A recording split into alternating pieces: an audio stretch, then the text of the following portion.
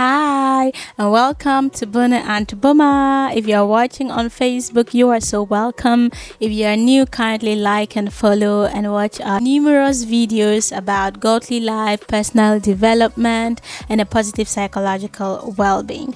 So, Buna and Buma is a Christian page, as you know, and if you are already our supporter, thank you so much for sticking with us and praying for us and sharing our exciting educational post. If you are watching on Facebook, please do well to subscribe, and we are so happy to meet you. God bless you. Now, this is the Bona and Boma question and answer series. Okay, so we have a lot of people normally asking us questions about their personal life, things that nobody even knows about except they want us to know, and they are seeking for godly counsel and answers and everything that has to do with helping them to make better decisions. Okay, now this is from our first friend.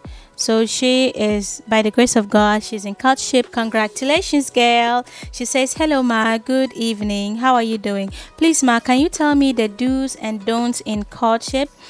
By the grace of God, next year we will be getting married. Hooray! I'm always happy when a girl is actually going through courtship, and by the grace of God, we'll get married. It's a beautiful thing. However, I would want you to know one thing. If it's a courtship, then by now your parents are aware, the church is aware, and you're doing all that it is to get into marriage. Yeah.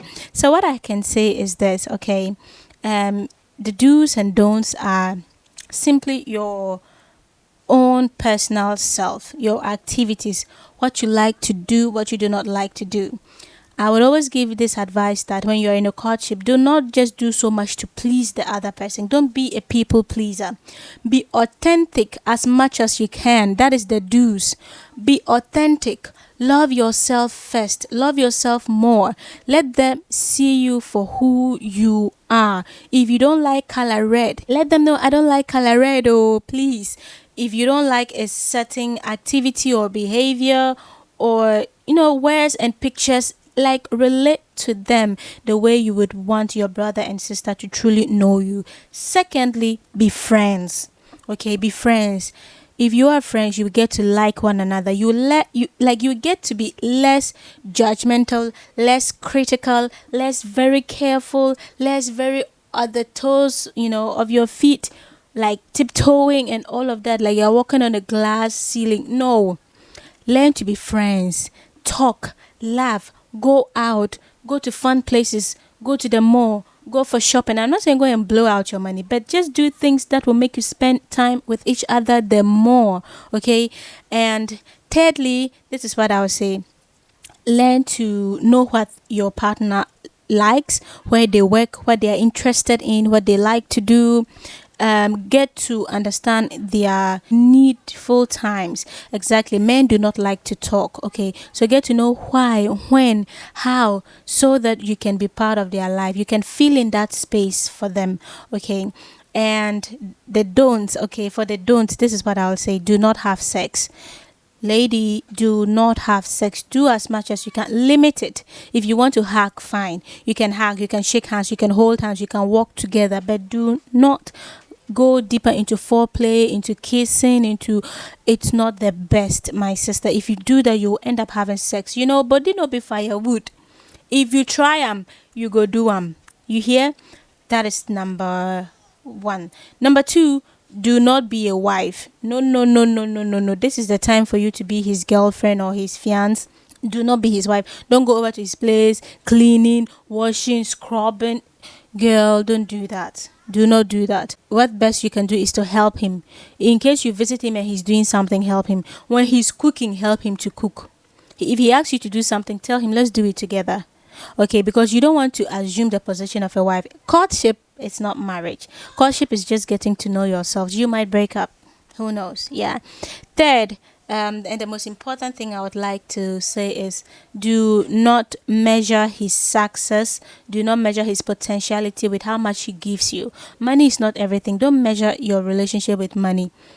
Is he responsible though? Like, are you seeing those cues about him? Is he concerned about things that are interested, for you? And do you truly like him? Do you truly love him? You see, but do not measure who he is today with what you see out there. Comparison is the thief, they say, of your joy. Do not do that. Appreciate him for who he is. Get to know him better. Get to love him. Have fun. Okay, you have fun with who he is. Do not compare. Okay, if he is dark, have fun with him being a dark person.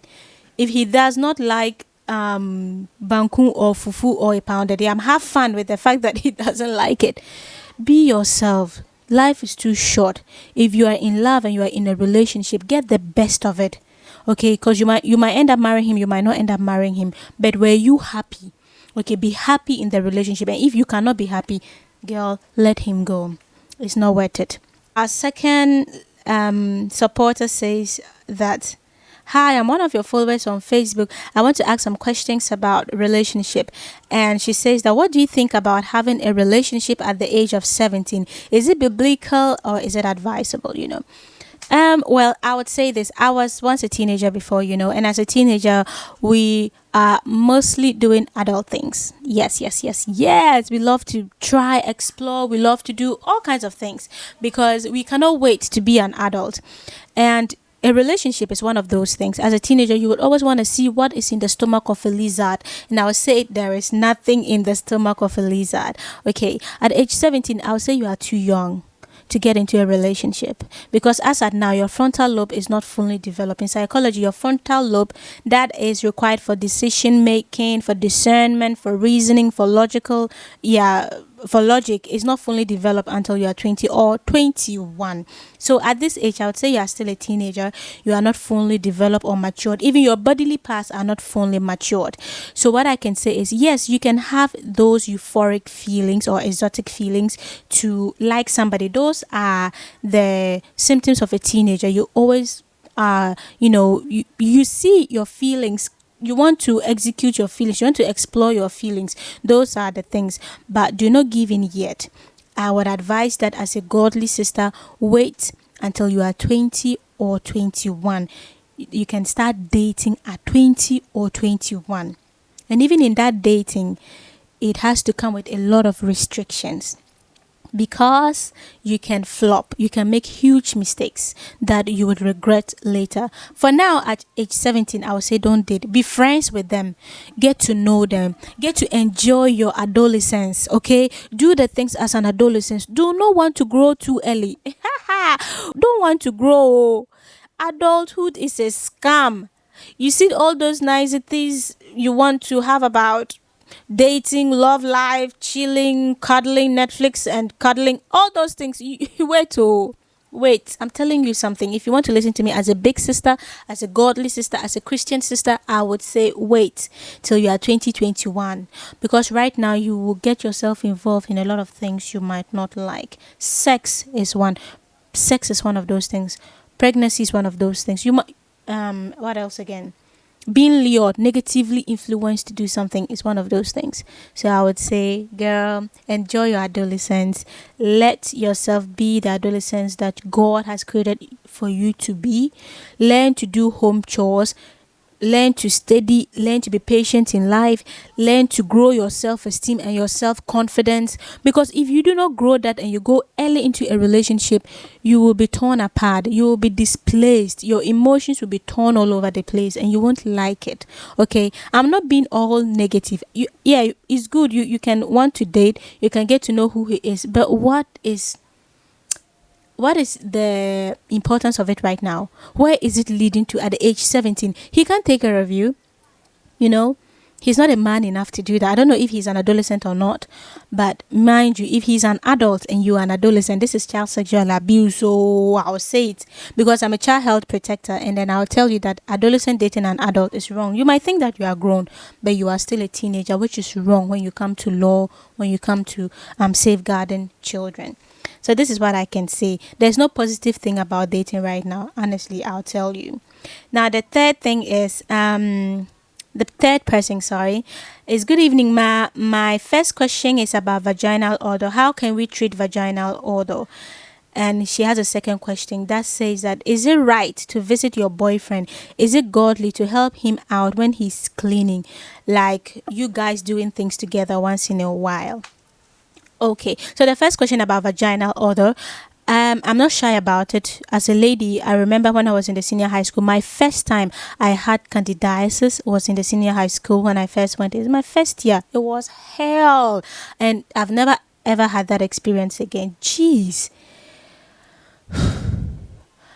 All I can tell you is this: with vaginal odor, it means that something is wrong. You've had an infection. Okay, and with that infection, you have to go to the hospital. Go to the hospital, get yourself examined. It's the best thing you can do for yourself as a lady. For your vagina, don't joke with it. Do not joke with it, because the enjoyment is a lifetime treasure. You need to value your vagina. And so vaginal odor means that it needs to get treated. Go to the hospital. Stop the over-the-counter medicine, because one thing I can always tell you as a lady, as a woman, is that over-the-counter medicine are not explorative. They are not as a result of a lab test. You just go give your symptoms and they just give you what is available. But when you go to the hospital, you do tests. First of all, your urine test, they'll take it. Blood sample, they'll take it. Vaginal swab, they'll take it. These three things are what will give the doctor quality and qualified results that will help the doctor to also give you the medication that is best needed to treat whatever that is there. It can be candidiasis, it can be syphilis, it can be gonorrhea, it can be vaginosis, it can be all kinds of things. And so when you just go to the hospital, when you just go to the counter and you tell them that I'm experiencing vagina smelling odor, and it's not enough. It's not enough. So go to the hospital, my sister, okay? Because this is what will truly help you. When you go to the hospital, it's a one-time treatment, honestly. A one-time treatment that can last about 2 weeks, 3 weeks, and you are done. So when you're going through that treatment, you will also be advised to change your panties, your underwear, and everything to new set of underwears, okay? So that you don't get a reinfection. So for the vaginal odor, please go to the hospital. I'll not give you any herbal treatment. Sit under hot water, do this, do that. Take no. Honestly, personally, what I do is I take ginger and garlic every morning and evening. But this is even for like a general health, to just get myself better and then help in the digestion of food and create that kind of healthy routine for myself. But except that, just go to the hospital. Don't be boiling mixtures and all. It won't help. Number 2, with you helping your boyfriend, visiting him, cleaning and all of that, honestly, on this page, boyfriend things are not really what we are focused on, because we know that being in a relationship as a boyfriend girlfriend is mostly difficult. Okay, it comes with, does your parents know about it? Does your church know about it? Is it leading to marriage? All right, if it's not, if these 3 factors are not surrounding your dating, we would always advise that you should be extra careful, and if it is possible, you can end the relationship. And positively, then you can let your parents know about it. You can let the elders of your family maybe know about it, or some family members know about it, except that it's not advisable. And you going to his place alone, cleaning and all of that, there can be times where you would end up hugging, kissing, touching before you realize yagada on the bed, So this one, dear, I would advise that in case you are going, go with a friend. All right. And you cleaning his place, it's a very tough question, because I don't like the fact that women assume positions of a wife too early in the relationship. I don't like it. I don't know how old you are. If you're an adult, it's not the right thing for you to do. To go and clean his place, go and do it. It's not the best. Okay, so I am at a crossroads right now. Boyfriend, girlfriend is not what I would like to talk about on this page. I don't want to encourage it, but if you're already in it, then you should be extra careful, and you shouldn't go be a slave. If you are doing it together too, that's okay, but be vigilant. Okay, be vigilant. The next question says that, good evening, ma. How are you doing? I like what you are doing. God bless you. Please, ma, things are not really easy for me in school. I am financially stranded. I'm studying accounting, and I didn't want to mention the school. Please, ma, what can I do? So I'm sorry about the economy. It's really a hard place. Even those of us who are working, it's not easy. Neither talking of a student, and maybe your parents might not have to really help you as much as they can. But what I can say is, when I was a student, okay, this is just on a sisterhood level. When I was a student, okay, I was selling pure water. I sold pure water. I sold credit cards. I sold shea butter. Because as a student, you can't solely depend on your caregivers or family or all those things. You need to really fend for yourself, and you can also do as likewise. Okay, so ask yourself, what do you want to do apart, because you're an accounting student. You're an accounting student, and you have to start first of all looking at your own rubies in you. The rubies in you, you have to dig them out. Okay, so what can I do best? Do you like to sell clothing? If it's clothing, it can be thrift clothing. Do you like to sell? As a student, what do students like? Gary is there, granuts is there, all those petty things. You can sell eggs, you can sell pure water, you can sell so many things. If you're in a hostel, what students really love to buy, you can sell shoes, sandals, slippers, all those kinds of things. It's important. I'm just teaching you how to, scale up. That you cannot always be a dependent all the time. You need to honestly do something to help yourself.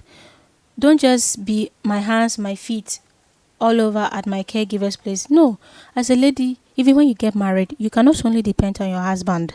It's not like before, because you are both working. So even as a student, you have to be able to take care of your own pad, your sanitary pad, your panties, your braziers, petty things, your own credit, so that you don't have to fully depend on people. Else you can be taken advantage of. Right now, if a boy comes around you and flashes money on you, shows you his car, you be likely to give in.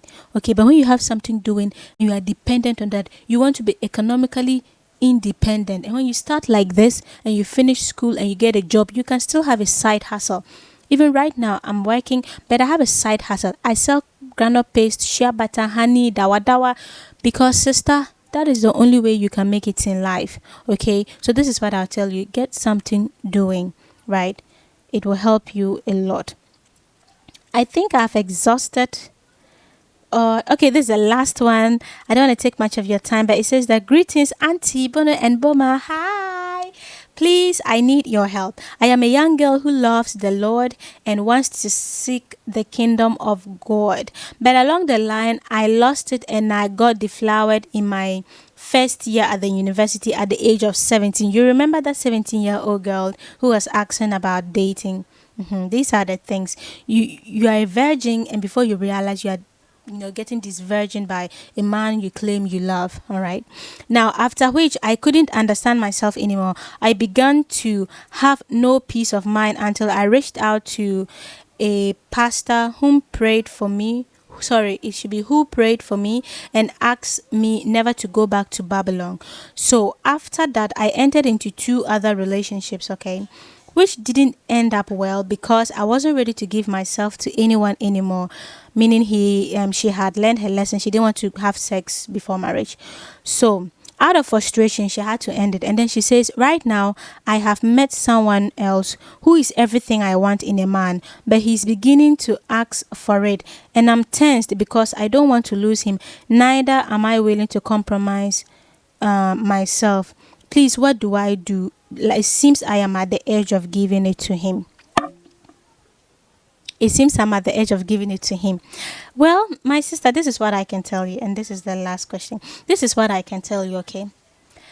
I don't want to go back into, fornication, sex, sin, hellfire. No, please. Let me just leave that because you're a Christian and I'm a Christian. We both understand what that means exactly. We do know what it means. Let me just put that on the side. And I want to talk more about your psychological well-being. Okay. And that has to do with self-love. Okay? Self-love. What do you understand by self-love? Self-love simply means how much you love and value yourself. How much you think you can trade yourself for.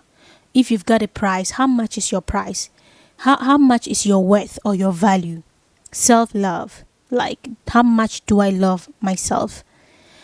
And if you love yourself too, how I'm thinking that human beings with a rationale, like a mind, which differentiates us from animals, if we love ourselves that much, who else out there can make us do what we don't want to do, especially if it is against our values, if it's against our conviction and faith in life, if it's against our own personality? Who else out there can make us become people pleasers to the extent that out of frustration of losing them, we would end up losing ourselves?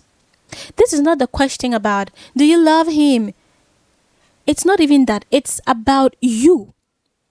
Do you love yourself enough to not hurt yourself? And on the psychological well-being, how much are you using your autonomy? How much is your self-esteem and self-confidence? Autonomy simply means what you want to do and how you want to do it. It's a yes or no, right? So how autonomous are you that I don't want to do it? It's not because you want it. I'm also a human being. I have sense. I mean, in the five senses, I have intuition, making my sixth sense. I have feelings and emotions. I can think, I can be rational. And if I say I don't want to do it, I will not do it also because I don't want to do it. It's simple as that. You don't want to do it because you're a Christian. Why would you want to reject yourself and do it for him? You have to answer that question first. And take love out of the equation, please. Because that is not love. If he loves you, he should be able to understand that you are a Christian and you don't want to break your values. Okay. But if you think that you don't love God enough, like you don't love yourself, and then again, you don't love God enough, you want to offend God because of another human being. Now, that is a big question mark. First of all, for your personal identity. Second, for your own psychological well-being. Because I would say, and I'll say it again, who are you? Does the relationship define you that much that you want to lose yourself for him? Okay. And also, what's really the benefits of that relationship? Is it courtship? Do your parents know about it? Is the church aware of it? Right? Is it leading to courtship? Has he proposed that he wants to marry you? What are all the benefits you are getting from this relationship? If it's not, girl, be smart. Be smart, because it's not worth it. Honestly. The reason why a lot of young ladies end up having a heartbreak. Do you know what a heartbreak is? It's like a physiological phenomena, all right? It's a place where you get to a point, you like your heart cannot pump the blood to the needed places, and so you get shortage of breath, like panic attacks or anxiety. You get sweaty hands and you cannot function, you cannot even breathe well. That is a clear example of a heartbreak. And even though it is a physiological phenomena, it is also what psychological and emotional. The reason why girls go through this phase is the fact that they end up realizing how much they lost themselves in that relationship, how much they sacrificed and how much they compromised against who they are for that relationship, and it didn't work out.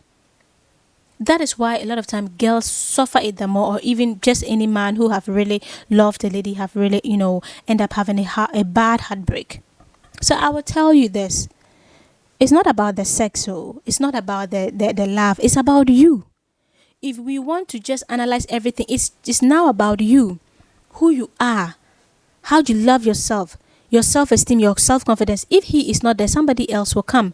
Just be a good woman. I will always pass this advice to young people. Just be a good woman. Every man wants a good woman. And so if they say what, soldier go, soldier come. If one comes and it's not the right person for you, let him go. The next person will come. Trust me. Just be a good woman. Just try to build yourself. Try to nurture yourself to be a good woman that you can be. Be honest, be faithful, be loyal, be hardworking. Learn how to cook. Do the basic needs in the house. Learn how to make a space, a home. Educate yourself.